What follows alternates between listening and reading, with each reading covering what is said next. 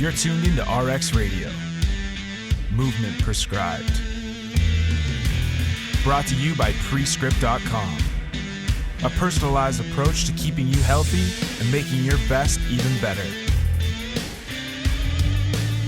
Your hosts, Dr. Jordan Shallow and Dr. Jordan Jinta.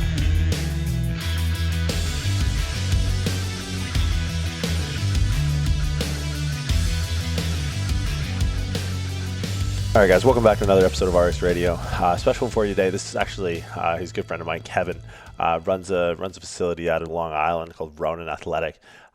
So Kevin's been a friend of mine for some time. He's actually running through our PSL1 program. He's almost like auditing for me just to, make sure when the rubber hits the road with all this stuff, we're still kind of keeping on top of best practices. So, as I said, Kevin owns a facility out of New York. He's a true athlete in the sense that he's a little bit versatile in the way he competes. Just came off a powerlifting meet, does OCR or has done OCR, or obstacle course racing, and just casually has a second degree black belt in Japanese Jiujitsu, which is pretty cool to watch. If you haven't seen it, definitely see it. I'll throw up a link actually in the show notes of him just kind of going through some of the Japanese Jiu-Jitsu stuff. But the big focus of today's episode is conditioning and the difference between cardio and conditioning. We talk a little bit about kind of the boots on the ground experience in New York right now. So the facility, Ronin, is relatively new. And then, how Kevin's kind of managing his facility in like these crazy ass times. But yeah, I think Kevin's big win is, the understanding of conditioning versus cardio. So, he put together actually a conditioning program for me that I was like, dude, you got to do something with this. Because obviously we're hopefully coming out of quarantine or lockdown soon. Conditioning is something that takes minimal tools, minimal skills. I don't want to say minimal skills, but minimal tools to be able to improve upon. So if I had this time to I can't really start lifting on heavy barbells right now. Conditioning is something that I've been focusing on.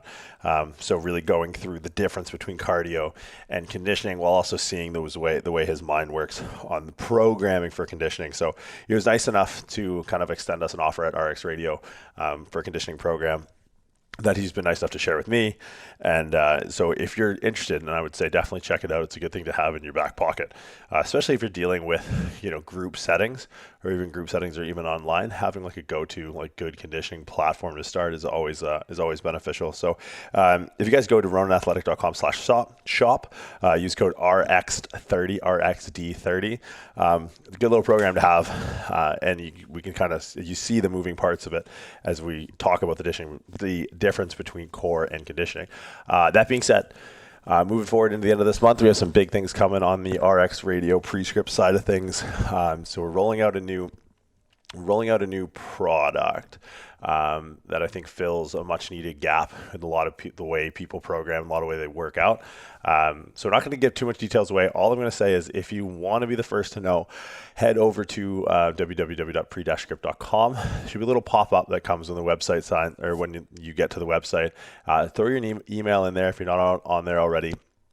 And you guys are going to be the first to know. We'll give a little bit more details as to what it is coming. It's going to release in a few weeks. So it's going to be up on the website and in our app on, I want to say the 20th, the Wednesday. So if you guys want to be the first to know, we'll be going out to the email list first. So head on over to www.pre-script.com for that.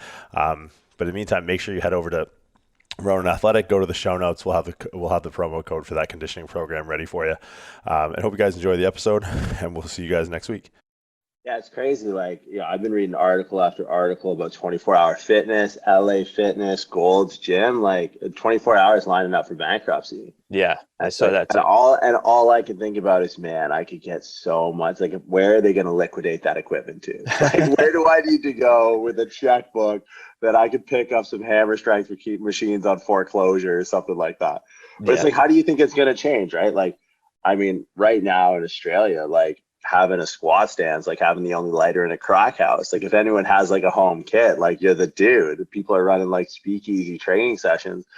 How do you think coming out the other end of this, whatever, how do you anticipate a new normal? People are sinking a bunch of money into trainers to train them from home and all this new equipment. How do you see this changing your day to day, if at all, and then globally from an industry perspective? Yeah, I mean, I definitely already see it a lot where like, people are investing on home gym equipment. Like, I think that's going to definitely become a new normal. People are going to be trying to do more stuff outside, but I think at the end of the day, like the community inside the gyms is like really valuable. I think that's where like a lot of our success is based. It's like, you know, how motivated is someone really to go into their basement every day and lift weights? Like they'll do it for a little bit, but like people like to come here because they like seeing friendly faces and bullshitting with people and having that community of pushing each other. And, you know, that's on the group member side. And on the one-on-one training side, I think the in-person coaching over online coaching, like I'm doing some online coaching now, and it's never been my thing. I always feel like I can get so much more done in person if I could touch somebody and show somebody than like watching on the video and like trying to go back and forth. It's a mess, but I'm making the best of it now. I think we're going to eventually get back to that. And I think like smaller gyms like mine, I think small personal training studios are going to be the way to go because you could keep it to a one-on-one basis, clean everything. I think it's the larger gyms that are going to have more of an issue. It's just about what they're going to allow you to do and what people are going to be comfortable doing. You know what I mean? Yeah, it's funny, like the projections that you hear. Like, this is the first time that people have been working out of their homes ever. It's like, dude, my house is fucking littered with exercise equipment. Mike and Louise Shallow were using that shit. I'm pretty sure there's some sort of bike rower apparatus that my mom hangs clothes on. Like, I'm pretty sure still to this day, it's still there. It's like, my dad's like, oh, fuck, we'll just throw it up. And I was like, nah, like, it's all right. I can hang like 25 dresses on this thing. It's like, and people are looking at this like and trying to anticipate a new normal. And it's like, look, there's nothing to say. Look, if people bought this now, it doesn't mean they're not going to return back to their gym. Right. Like for me to like, you know, we're training out of like a closed CrossFit box in Brookvale, which is like 40 minutes away. And on days I don't want to train, this might sound fucked up, I like going to gyms where there's other people because it's like, I don't want to look like a punk in front of other people. It's like, if I have like, I'm training at my buddy's house and his like cat is like walking across the basement, or there's a fridge like 5 minutes or like 5 seconds away and I can just grab food. It's like, those aren't good workouts. Like, no. There's a lot to be said about like environment and building habits. I've had a gym in my garage and it's fully equipped. You know, I have a squat rack, I got a landmine, I have a whole dumbbell rack, kettlebells, everything like that. And I can never focus at home. I like, even though it's in the garage and I shut the door, I'm always distracted. And now I feel that same way here at my gym. You know, I come here, especially now when it's empty and no one's around, like I'm just like kind of dicking around. I'm like freaking on the phone, which is like a disease. I'm distracted by this. Like, but yeah, when there's people around and they're like, oh, how much weight you putting on that bar? It's like, yeah, I'm going to put 10 more pounds on the bar. Like, and I'm going to keep going. You need that little push and you get some energy off of people. And I think you can get some good workouts on your own, but at the end of the day, it's just not going to be enough. I think it might be the new norm in the terms of, you know, 2 days a week I'm going to work out at home, but I'm going to try to make my appointment at the gym the other 2 days a week and get a workout there. You know, and the big, like I said, you know, the larger group gyms are going to be hard. People are going to be scared to go, but I think if you can make an appointment-based, either small group classes or one-on-one training, at least for like the next year or so until we kind of figure all this out. I mean, everything's changing minute to minute. I feel like you wake up one day and they got different news than the next day. So, you know, just getting back to some kind of good routine. It's hard. What you were saying too, I wanted to make a point, dusting stuff off. I have clients who like, I'm like, they're quarantined at home at like their parents' house. I'm like, they're like, we have some equipment here. I'm like, text me over like pictures, show me what you got. So like they're getting like the old school bench, you know what I mean? Like the 1-inch plates and stuff like that. And they're like, sending me all these pictures. I'm writing them programs. I'm like, all right, this is what you got. This is going to be your workouts. And we're doing Zoom conferences. But even for them, they can't wait to get back to the gym. I mean, it's good for now, but they want to get back here with everybody else, you know? Yeah, I feel like the people who like working out by themselves have been working out by themselves for a long time. Like the garage hero gym guy who's got like the reverse hyper and like the monolift, he's got it. Like no one's going to be like, if you didn't do it before, this isn't going to automatically like change. If you liked going to the gym, you're not going to enjoy working out at home. Like you can lie to yourself and try to make, oh, I'm loving this. This is great. Like I can just play whatever music I want. So put your headphones in. I know you're lying to me. Like stop. Like you just sound silly right now. I mean, from a business perspective, because like I kind of want to dig in a little bit about like Ronin and like how you got started in like coaching and to the point where like, oh, I know a great business model. I'm going to own a gym. I don't know. Fuck. I don't think I ever said those words. Okay, good.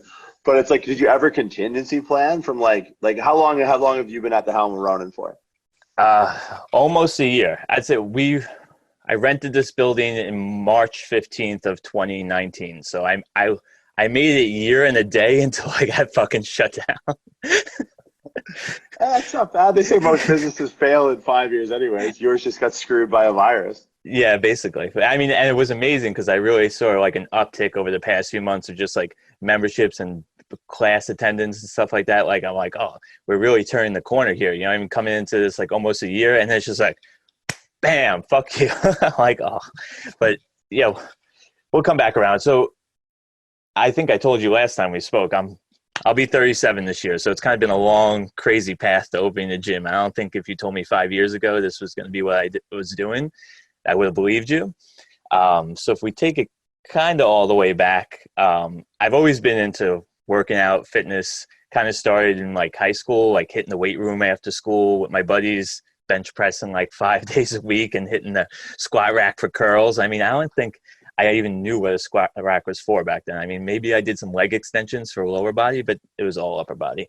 And then I found myself, I was doing construction. I always worked construction from when I was like a teenager, like summers after school, I would do some construction.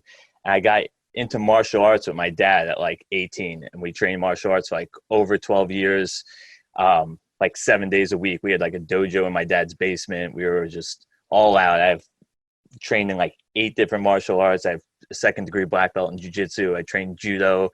So I kind of got into teaching and coaching through martial arts. Like I found a passion there where I was teaching a bunch of classes at different schools. I would do some one-on-ones and stuff like that. So I kind of got my coaching experience there. We'll fast forward to about like around I was 29 and my wife was pregnant.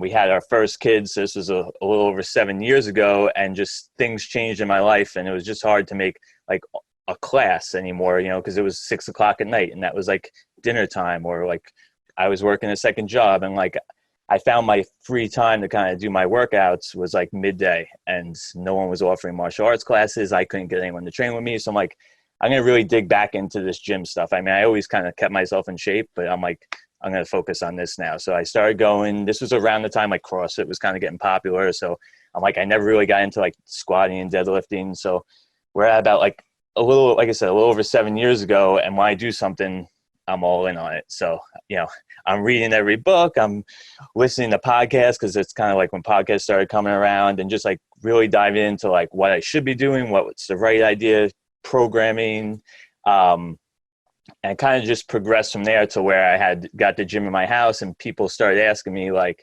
obviously I was kind of in shape, and people were like, what are you doing? Do you think you could help me out? So I started having some people over my house. I'd train them in my garage. And then I was going to a gym that was up the block. They knew that I had coaching experience from martial arts. They wanted me to teach some classes. They had like a kickboxing class. Like, we need you to cover this. Maybe you could do some personal training. You seem to be knowledgeable. So I started kind of working there and in my house, and that transitioned to me working there. And then eventually getting, you know, a good amount of clients there and a client load, and realizing that I've always had the mentality, like, I never want to work for someone else. If I'm going to do something, I'm going to do it on my own type thing. So that translated into me saying, like, they were expanding and they wanted me to invest in the gym, and we couldn't really work out the deal we wanted to. I was talking to my accountants and my lawyers, and they're like, if you have this money and you think this is what you want to do, you shouldn't be investing with them. Just open your own place. And that kind of fast forwards us right to me saying, screw it. I rented a building and just went for it. I love how the story includes but isn't centered around the fact that you're a second degree black belt in BJJ. So Japanese Jiujitsu, it's a little different. So like all of your main martial arts, like Brazilian Jiu-Jitsu, Judo, Aikido, are all based to have like Japanese Jiu-Jitsu. So it's a little bit different. Brazilian Jiu-Jitsu is almost just like kind of like the groundwork in Japanese Jiu-Jitsu. Are you familiar with like Judo? You ever watch that in like the Olympics? One of my friends was like went to the Olympics for Canada in Judo. Yeah, so Japanese Jiu-Jitsu is almost like a little bit more of like a street version of judo. I trained in judo simultaneously because that's more of like a sport compared to like what we would call more like a street art and stuff like that. Like I hate people talking because they're like oh, street martial arts, like, you know, all the BJJ guys think like that's bullshit, but like there are rules in BJJ, and like you don't want to. I've been in a situation where I got tackled by a guy who was about double my size, and I gouged his eyes out to get him off of me, and that's just not legal in the cage. So I mean, there's my point right there. And that's something that you'd learn in Japanese Jiu-Jitsu? Yeah, it's funny because I was only training for about 2 years, so I was like a green belt at the time, and so I was like 20 years old, and we were like bouncing for my buddy's little brother's house party, and there was like a fight broke out. So I thought like, I'm going to dive right in and say, hey, you 5 assholes, you're out of here. And they basically said, fuck you. And one guy threw a punch. I dodged out of the punch. I thought I was doing good. And some other guy just tackled me from the side. And as I was getting kicked in the face by like 4 other people, I remembered from what my instructor told me, like gouge the eyes, almost like rake the eyes. So kind of like drag my fingertips across his face like 5 times. And this guy was gone. Like I don't even know where he went. So I'm like, is that the exception behind Ronin? Like, I mean, those are probably unfamiliar with the name, right? Because like that, when I saw that, I was like, all right, I definitely fuck with this guy. Because like Ronin is kind of like, I mean, you could probably define it better than I can, but I had some familiarity just with like having some East Asian studies background and from a historical perspective. But that's kind of where you got it from? Like define that for people. Yeah. So Ronin would be like a masterless samurai. So samurais, basically the word, I know in The Last Samurai, I think if you ever watched that movie, they kind of highlight this, but like samurai means kind of to serve. So they always served like a master, but if that master, let's say, died or they left, they were supposed to actually commit suicide by like sticking the knife in their stomach and killing themselves. But if they didn't and they kind of went like rogue, they would be considered a Ronin. So it would be like a masterless samurai, a rogue samurai. So the kind of conception of the gym, you know, at the time when I started this gym, I had a CrossFit level 1 cert and a few other certifications, but I felt like I needed to kind of go my own path. So I felt like Ronin was an appropriate title for the name of the gym. And is that something that you kind of carry with you, like in how you operate like the gym? Like you talk a lot about the community aspect of it. We've talked a lot like outside of the podcast, but like, is that something that helps like guide a lot of the decision making? Yeah, I mean, I think that I didn't like the whole CrossFit thing. I didn't feel like it would be right to kind of use that name, even though I could affiliate with them. I felt like, you know, as soon as I got dragged to a CrossFit level 1 cert. And, you know, as soon as we got into the programming, it was like, our idea of programming is putting a bunch of exercises into a hopper, because they call it the hopper method, spinning it and picking like 3 out. I'm like, real intelligent programming. Like there's literally no thought behind it. So I didn't want to follow that line. I feel like a lot of people are also like scarred. Like I get a lot of people coming out of CrossFit who are looking for something similar, but not CrossFit. And I felt like that was just a better path to take, and it aligned itself better with like how I feel. I mean, I run group classes are like 20% or 30% of like my revenue, but I think it's an important part because it does create that community. So a lot of my one-on-one clients and stuff like that also take the group classes, and they're able to like interact with each other. But I treat my group classes like a personal training session. Like we're going to do sets. And you know, so if we have 2 people working in one station, we're going to have a barbell and some dumbbells, and we're going to do maybe some overhead presses with the barbell while the other person is doing like a Bulgarian split squat. And we're going to do that for reps, and then we're going to switch, and we're going to do sets, and then we're going to the next thing. And then we're going to do some conditioning. It's going to be a little bit more intelligent, similar to like some of the stuff I sent you, where like we're not doing snatches under fatigue with a barbell overhead, and we're not doing plyometrics on a box when we can't even stand anymore, but we are going to like push some sleds, maybe flip some tires.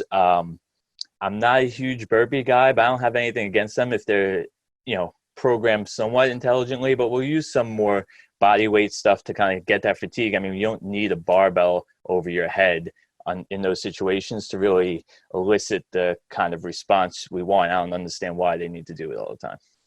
Well, that's one thing, man, like that I always admire when people take on owning a facility is like, I mean, I have to overcome objections of some things I talk about, but it's like, it's in my DMs. Like, it's not like it really affects my life, because everyone, like, people will message me like, hey, what's your opinion on this? Like, what's your opinion on CrossFit? Or what's your opinion on like mace swings or kettlebell tricks and all this stuff? And like, I could be totally honest and blunt with them, because like, you know, these people are just donning my Instagram account and not necessarily like keeping my lights on. Like, how do you get, I don't know, maybe buy-in, or like, how do you offset like the influx? Because I'm sure like people who go to your gym, like your members, they digest content the same way we do, right? Like they see something on social media and they come to you. How do you skirt that conversation around like popular trends in training to keep them on that more intelligent track?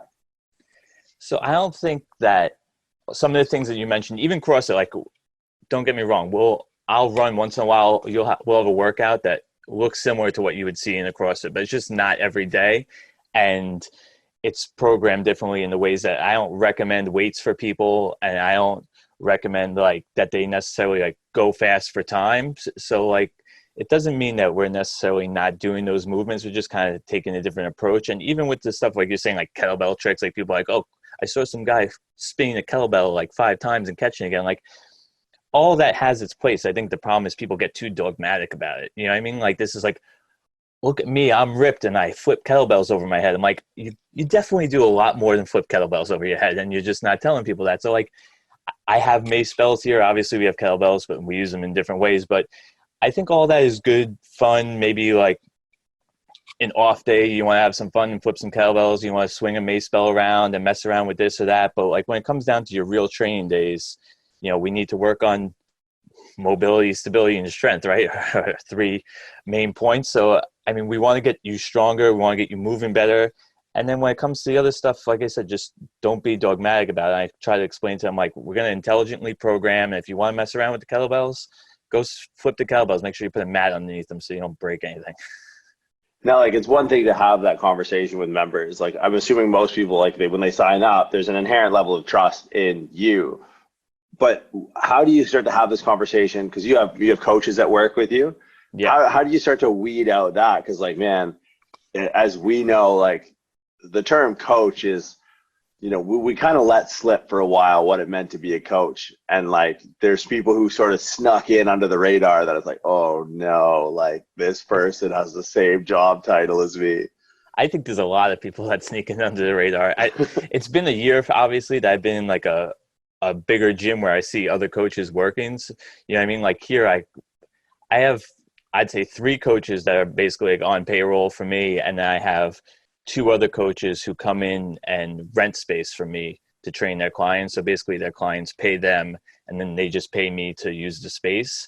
So when it comes to that, as long as those people are kind of just abiding by the rules and not getting in our way, I don't really care what they do. Like, I mean, I might not approve of what they're doing, but they're paying me and they don't have any affiliation with me. When it comes to my people, I try to find coaches who are on the same, I mean, like, you know, Eric, and I think you've met Jen. So those are like 2 of my main coaches. We're all on the same wavelength. I try to have like a monthly Saturday meeting where we talk about just like programming, exercises, how we want certain things done in the group classes, how we do our programming. Like, when I bring people in now, like my schedule's full, right? Well, it was full up until like a month ago. So, but I do most of the sales because sales is a big part of personal training and people can't seem to get that. You know what I mean? And I rather have really intelligent trainers because I see trainers who are good salesmen and trainers who are good coaches, but not always both. And that's an issue. So like, I rather have the good coaches and I bring the people in. I do the face-to-face assessments with them, take them through movements, see what they want, try to sell them on what's best for them. Is it a group membership? Is it personal training? Is it somewhere a combination of the 2? Are we going to write some programs for this person?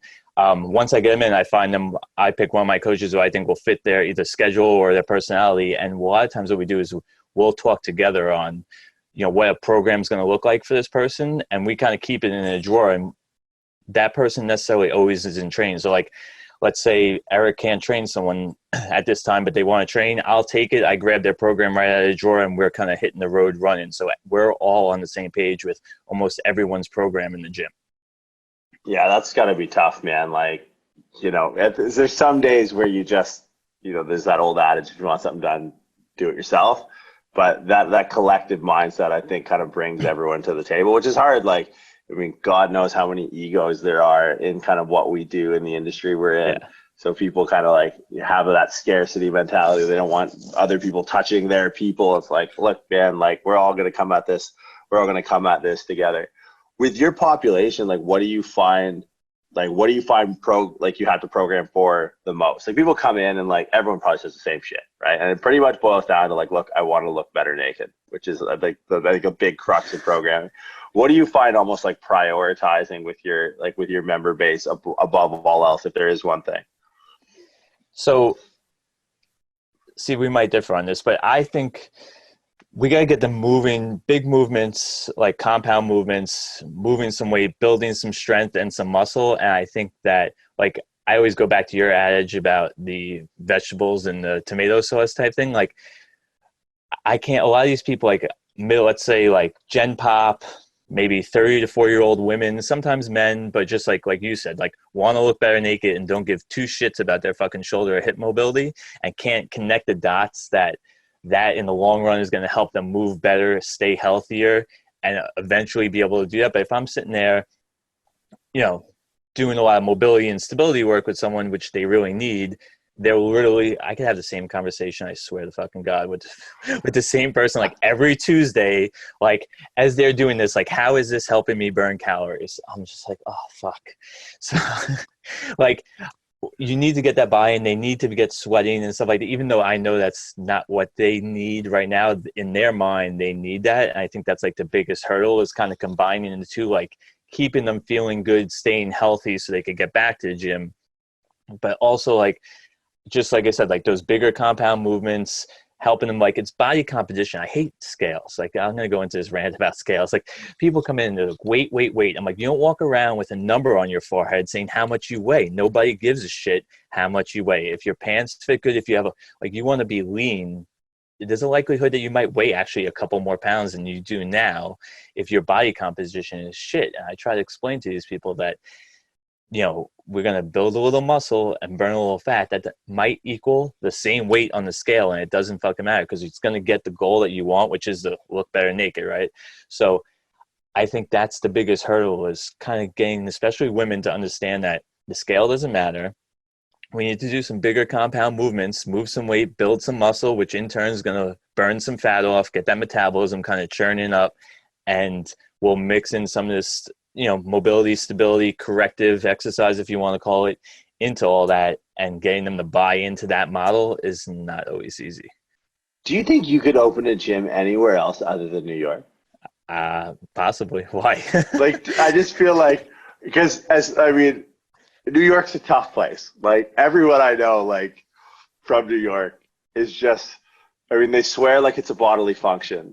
They're very like, this is how it's gonna happen. Like, I don't want to say insensitive, because like I group myself in with like a similar mindset, but it's like I've lived in California and I listen to you talk and I go, man, if he said this in California, like, it's a gym full of snowflakes. Like, it's literally a gym full of people that you if they don't want to do something, they'll start a Facebook group about why they don't want to do it. Like, they'll write a letter to Congress about why they want to weigh in. But it's like, do you feel like, because you've grown up in the same place and you're kind of a product of your environment, that helps get buy-in? Because like I look at you and I talk to you and I listen to you just because I'm scared. Like, I'm terrified of you. Like, it's like, he's like, there's people who do Brazilian Jiu-Jitsu, and I'm not a combat sports guy by any stretch of the imagination. Like, to me, like, once Joe Rogan started talking about BJJ, everyone and their fucking mother started rolling around. It's like, You're like, OG, you've been doing it before it was cool. And you do the street version eye-gouging part of it. It's like, what the fuck?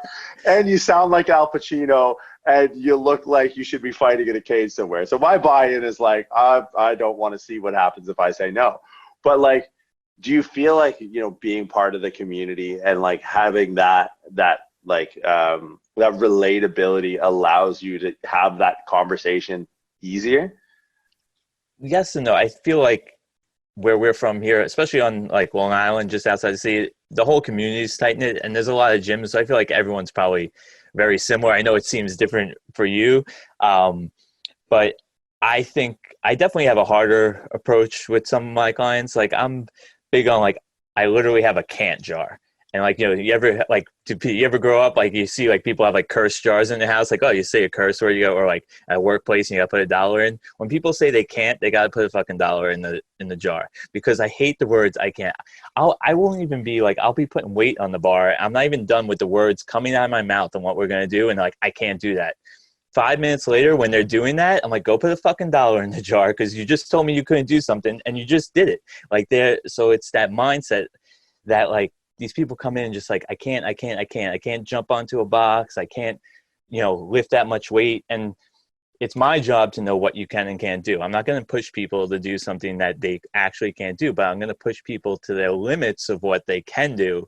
And that's the difference. And they're just like, I feel like part of that as a coach is the psyche is just as much as the body, where you have to kind of just like train them. I feel like I've brought a lot of people mentally into a better place, not just physically, because they feel more confident and they could do things, because I am just up their ass. Like, I have a term that I think started when we got here, which was callous the mind. I'm like, I am walking around the gym yelling at people, callous the mind, because they're just bitching about this hurts, this my hands hurt from lifting the bar. I'm like, not only do you need calluses on your hands, you need to callous your fucking mind and get over it and just lift the fucking bar. And so, yeah, I mean, I think that's just translated into the gym, and everyone knows that's how I am, and they kind of like it, I guess. Is that a generational thing, you think? Like, is that something you kind of described a rough demographic of like the people you train? Do you feel like that's just something that's just a marker of the times? Like that weak mind, like weak body, I can understand. But a weak mind, like I'm right there with you, because like that for me is really, as a coach, that's what you're training. It's between the ears first. What's your take on that? Because like right now, I'm at a loss for words with what I'm seeing with people like around our age or my age and your age, like in between. And it's like, what is the biggest contributing factor to that in your mind?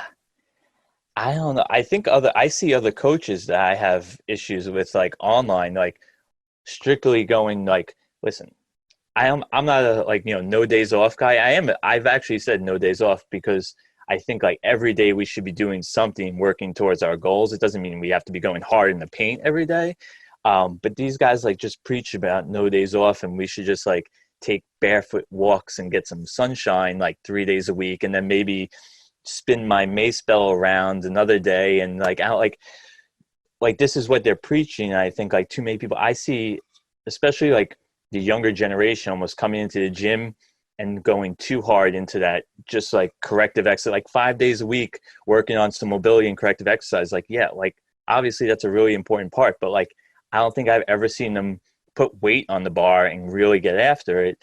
And so they're missing that point. It's almost like they're going too hard the other direction, and we need to kind of regulate that somewhere in the middle. I understand the guys back 80s and 90s who are just going like so hard in the ways of the no days off, freaking, you know, going all out and over training, I'd say probably 7 days a week. And now you have them under training 7 days a week. And we need to find that happy medium.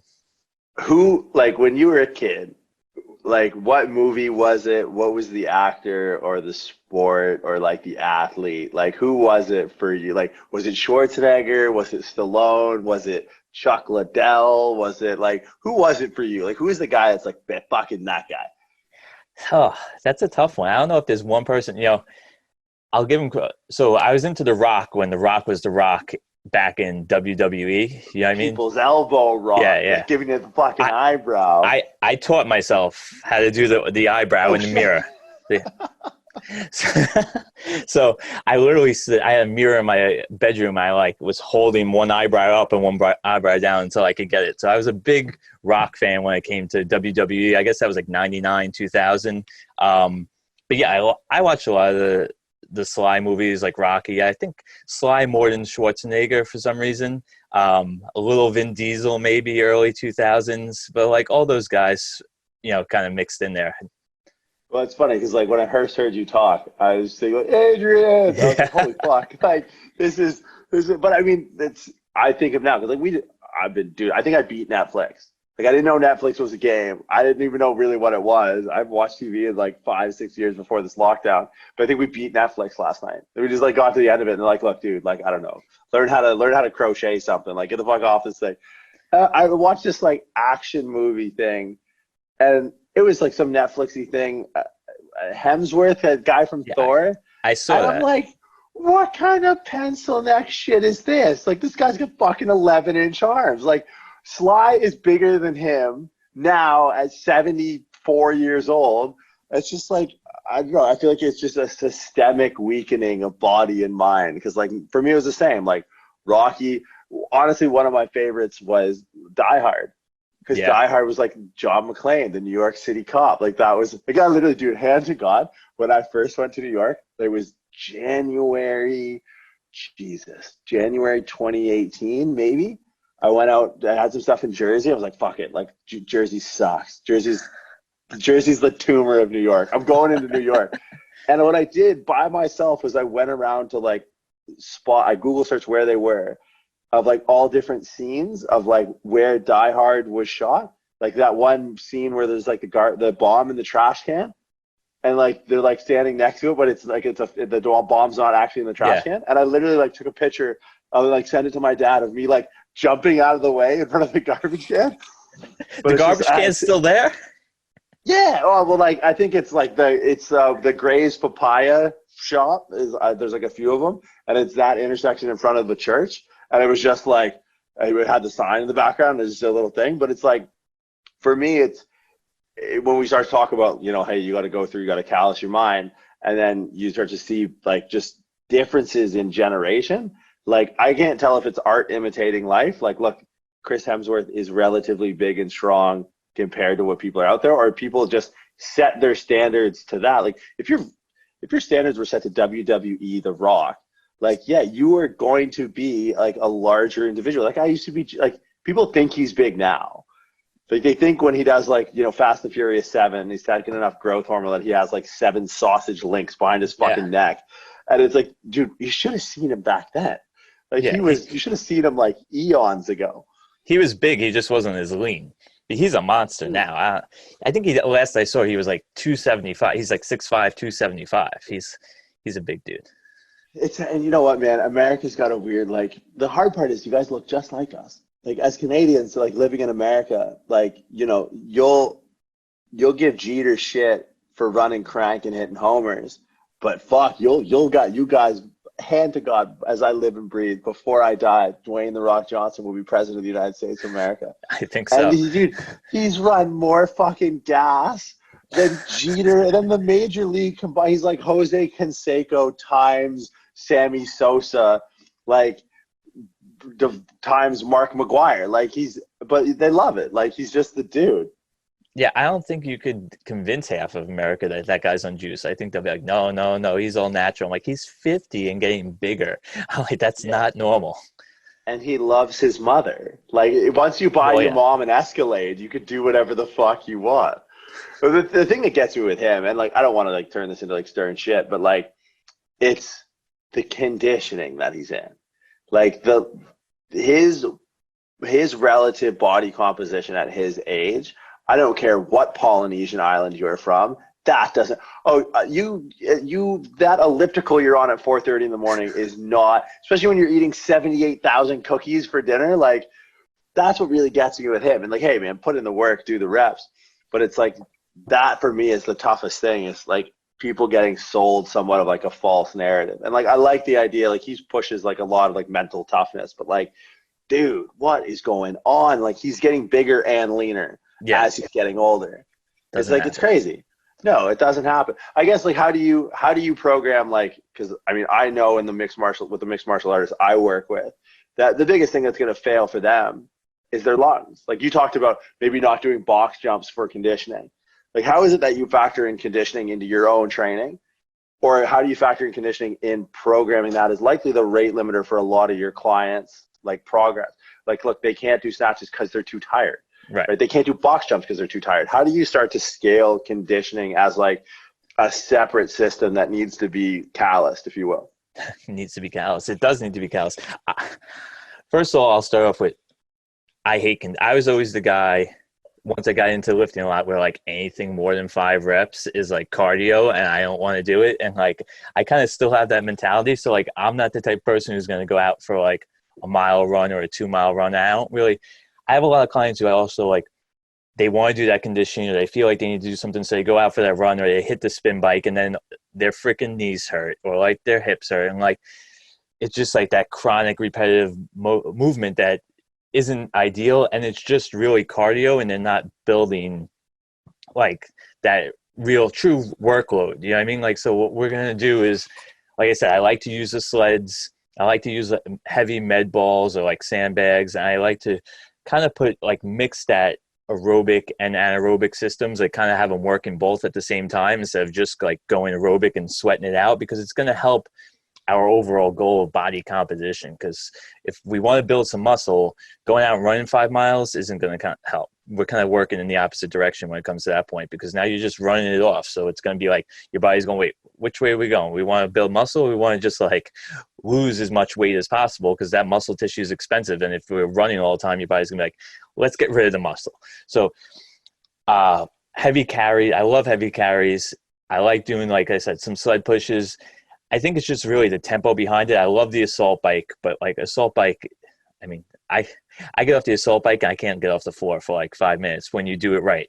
Rowing machine, things like that, which kind of help facilitate the strength movements, and you're doing some of the same movements, you're just not as dangerous. So I don't want to do squats or snatches or cleans under that fatigue, but I could do the assault bike till I fall on the ground. There's no danger behind that, and there's no skill that we're losing. So part of the problem is like people want to do like cleans until they're tired, but part of the clean is the skill of it. And if you're losing the skill, or your skill is failing because you're tired, then you're losing the benefit of doing that movement. Where if you're pushing the sled to fatigue, if you're falling over, there's no skill behind that movement. So I like to take a lot of low skill movements and push them to the fatigue instead of taking the high skill movements. And I think that's like the main thing. And doing that with certain tempos and certain weights, like rest periods, work periods, and staggering that and progressing that. So like, you know, we're going to go 30 seconds on, a minute rest. And then we're going to do that for a week or two. And then we're going to go 30 seconds on, 45 seconds rest. And we're going to keep progressing that movement. Maybe we're going to add some weight to those farmer sandals, add some weight to that sled, and keep progressing that way. You're going to get your cardiovascular in there, but you're also going to get that anaerobic response as well. I think the two of those together of what really helped me kind of push my strength and my conditioning, because like I said, running 5 miles isn't in the cards. Yeah, well, I think like you said it so simply out of the gate. If more people got on board with just the idea that cardio isn't conditioning, like I think that's a really good, because I think people they conflate those two terms. Like cardio and conditioning work are the same thing. It's like, no, they're not. Like conditioning is an adjunct to strength training, right? If you don't have, like you said, like a work capacity, you build your conditioning, you're going to build your work capacity. You build your cardio, you're not going to build your work capacity, right? And like playing with the different variables. And like I've seen this in your program, like you play to the strength of the exercise, right? Like if it's going to be assault bike, pushing out more watts might not be the strength of it. You know, hey, fucking drop the hammer on it, and we're going to take a minute rest, then 45 seconds. So increasing the density of a low skill movement like that, where adding resistance is like not really possible. You can go faster, sure, but this is going to win in a density realm or in a density space where these bouts are going to be closer and closer together.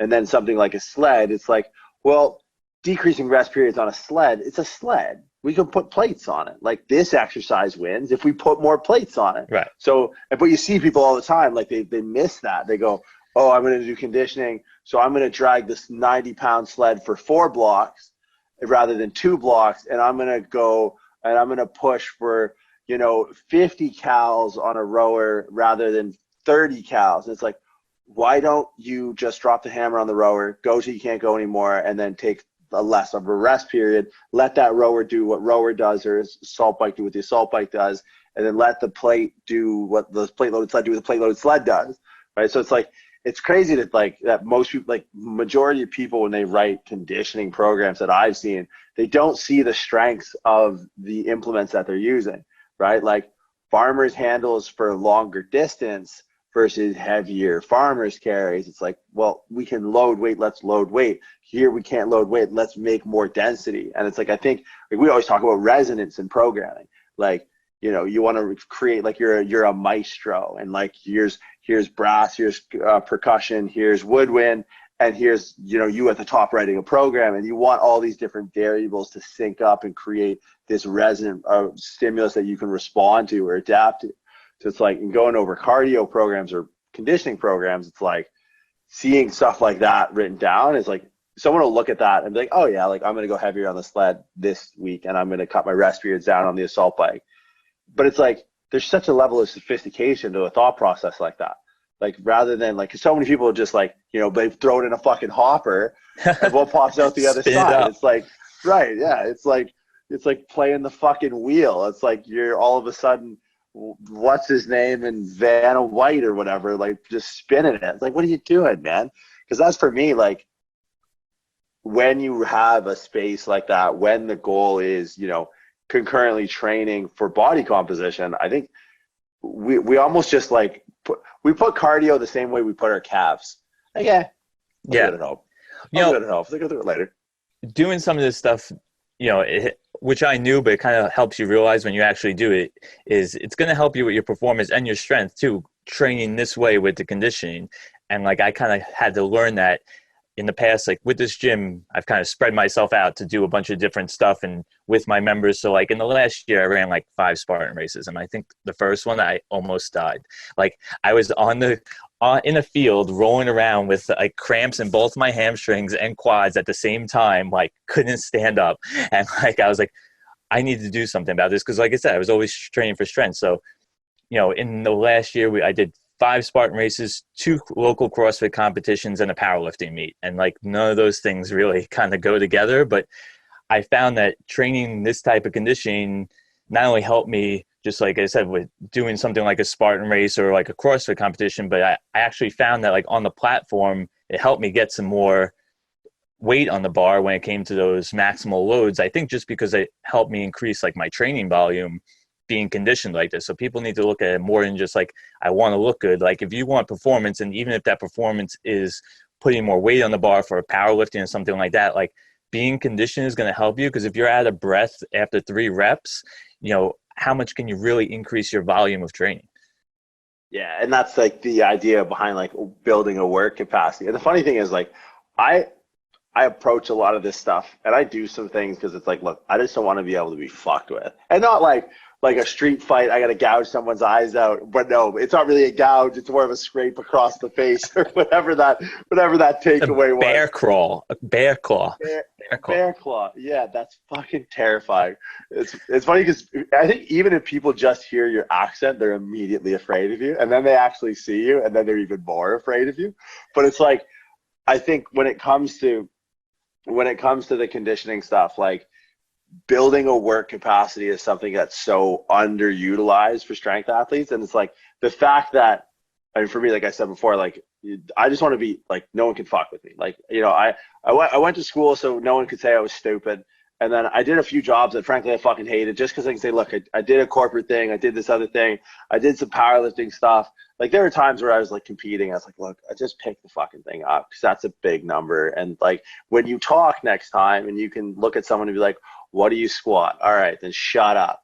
Like, that'll make for an easier argument. But then I think of you, and it's like 5 OCRs, CrossFit background, 12 years, black belt in like street jiu-jitsu, like, and then CrossFit box, then powerlifting meet. And it's like, how much does that lead from the front mentality help, like, in your day to day? Like, because it's not only like, look, anyone takes one look at you and goes, all right, this guy, like, clearly, like, he does a lot. Like, people must come up to you and be like, oh, like, what do you do? Like, are you a fighter? Are you like a bodybuilder? And then like they do like bicep curls because that's what bodybuilding is. But like with your membership base, it's like, look, I can do it. Like, you can. How helpful is that experience? Because like, I'm sure obstacle course races are not, when both your quads and hamstrings are cramping at the same time, not necessarily fun. Yeah. So it wasn't fun for me, like I said, out of the get-go, but I found at least with the obstacle course races, it's a low barrier to entry, which is great for a lot of my members. So like, we just ran, there was a local Spartan race in November. I put together a team of 30 people and we all ran together. And like, there I am underneath like a 7-foot wall, like having people step on my leg. I think I touched every ass of every person in my gym as I'm throwing them over a wall, but we got through the thing together. And I think like those are the experiences that build like a really big, good community, because like they like to do this stuff together. And I feel like the OCR races are good for that. And then, with the CrossFit competitions, they were team competitions. So we had male and female teams going to those. And I think that myself and like Jen was running the female team, I was running the male team, and then from there we didn't take other coaches. We took our members, and all of our members came and watched, and more people like, I want to do this. This looks like fun. And then the powerlifting meet, I actually, after I did the powerlifting meet, I have like 4 or 5 members who like, that looked like a good time. I want to do that. So I feel like that's why I'm out there doing a lot of this stuff, because I want to show people like, you can do this and I can help you do this. And it gives people a goal to focus on. Like when we were preparing those 30 people for that Spartan race, like everyone was dialed in for like 2 months. Like, oh shit, we're going to go out there and do this. Like, we better get fucking in shape. So they were committed. And afterwards, they slacked off a little bit, but then we had another one that was supposed to be coming up in April. Obviously that didn't happen, but it's a good way to keep people kind of focused and keep people like in the community. So I like the competitions, whichever one it is, for that, and leading from the front with getting out there and actually doing it myself and not just being like, yeah, you guys go do this, I think is kind of the key to it. Yeah, I think that's like, honestly, man, like this is, character doesn't matter until it's tested, right? In times like this, you kind of see people's like true stripes. And I think a lot of people in the fitness industry right now are like, they're clinging to the quick fix. Like they're clinging to, they're reading like the business book they probably wouldn't read, or they're doing like, they're kind of stepping outside of like their morals and values. And like, I think they're looking the wrong places to like draw like advice or counsel or like inspiration or whatever you want to call it on like how to run a good business. Like if there's one takeaway from like anything of that, it's what you just said. Like I think more people would be better off in like the full picture. Like more coaches and trainers and gym owners would be better off if they took the approach that you took. But by extension of that, like, that's 30 people that you're throwing over walls. Like if every coach with 10, 15 clients, and every gym owner with like 100 or 200 members adopted that, like, I think that is something that's like an intangible that like, you're not going to read in a book. Right.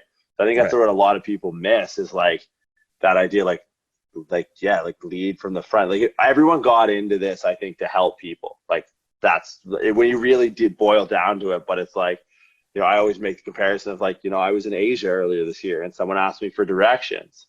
I love helping people, but I couldn't help that person. Sorry, man. I don't know what street I'm on. I can't help you. But I feel like a lot of people don't know what street they're on. They don't know where they're going. And they let this wanting this to help people, they could push them to a point where they're just like willfully blind and guiding people. And like, it's like, dude, this stuff really matters. Like, if you fuck this up and you don't know what you're doing, like you can really lead people in a bad way. So I think it's like a good message for people to hear from someone like who actually like literally in the trenches during all this, man. So I appreciate you taking the time and coming on. I'll do an intro and all that, and I'll give some background. For those, I appreciate you. I mean, thanks for having me and all on the podcast. It's great. I love being part of this, the Prescript family, the whole community with the Facebook and I'm going to miss our meetings every week once this is all over with the level 1. You got my phone number, man. No, so it doesn't have to. But yeah, like for those in the New York area, like where can they find you, or like online, all that whole spiel, where can we find you? So the website's RoninAthletic.com. We are at Ronin Athletic on Instagram. For the gym, I am at _Spartan_Samurai, if that makes sense to you now, after our conversation, on Instagram also. And that's basically, we're in Lindenhurst, New York, which is South Shore, Long Island. Suffolk County. Anyone listening who knows where it is knows where it is. Yeah, and I'll put all that stuff in the show notes, man. I really appreciate you taking the time, sharing that stuff with us. And anyone in the New York area stopping in, make sure you. And I know how to navigate the Long Island Railway now. So would you take the Long Island Rail to get there from the city? There's a stop right in Lindenhurst from Penn Station. It's about like, if you take an express train, it's under an hour. So you're right here, baby. I'm learning. Awesome, man. I appreciate your time. Thanks so much. Thank you, man. Take it easy.